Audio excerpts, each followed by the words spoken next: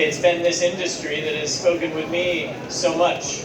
It's been this industry that's educated me about the close ties in gems and jewelry.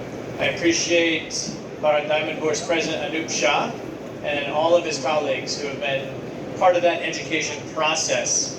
India exports about $20 billion a year in gems and jewelry into the United States, making it the biggest market for India. And we treasure that. That's not only on the industrial side, but on the people-to-people side. We're meeting here today just more than a month after the historic visit of Prime Minister Narendra Modi to the White House and to Washington, where together with President Biden, our two democracies affirmed our shared goals and our shared vision for the world. It was a remarkable visit. And I firmly believe that in the coming months, we're going to see a further deepening of those bonds. Our President Biden is now due to visit India in a reciprocal visit just 1 month from now when he comes to New Delhi. And I believe that this is further evidence of the U.S.-India partnership, as our President says, being the most consequential in the world today. We're working on everything from defense to space, science and technology, to expanding people-to-people ties.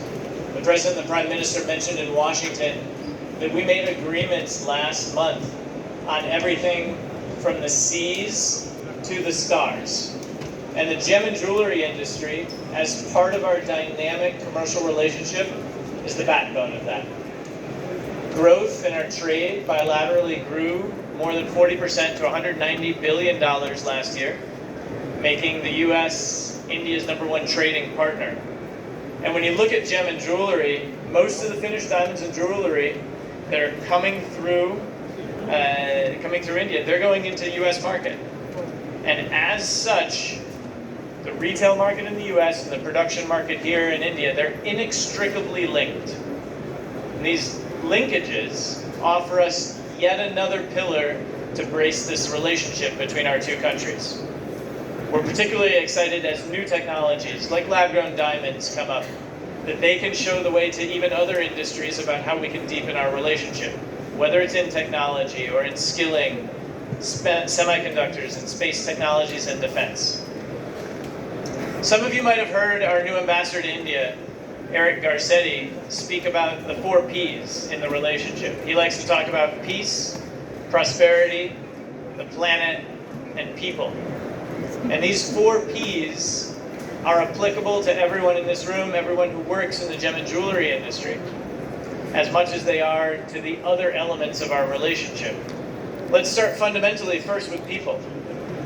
Beyond any numerical trade totals, the ties that we forge between the people, between our two countries, power the relationship. More than 4 million Indian Americans we call citizens of the United States today. India's become, for the last few years, the #1 sending country for students going to the United States. And in the gem and jewelry industry, the leaders of this industry have taught me how personal connections with American partners and American markets have helped this industry thrive. We need to take a look at the planet. The impact of climate change goes beyond any single industry to affect our societies and our people. It can threaten all of that. And I want to recognize what the diamond industry has done.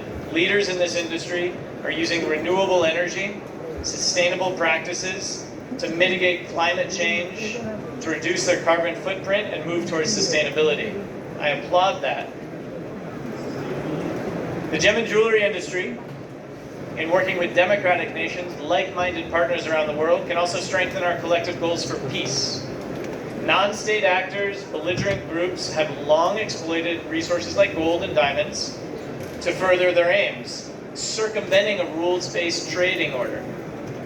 However, in this industry for decades, groups like the Kimberley Process and the OECD have seen great effectiveness to significantly reduce the profit from the illegal trade in gems and jewelry. So we can see that responsible mining, trading, and manufacturing, they can further diminish the profits of these illegal actors. Like the rest of the world, the United States recognizes the staggering potential of the Indian economy. to bring prosperity to itself, to all of its citizens, and to world partners. I congratulate those in the gem and jewelry industry who are doing so much to expand that prosperity, to hire and advance those from underserved communities, from women into leadership roles on their staff.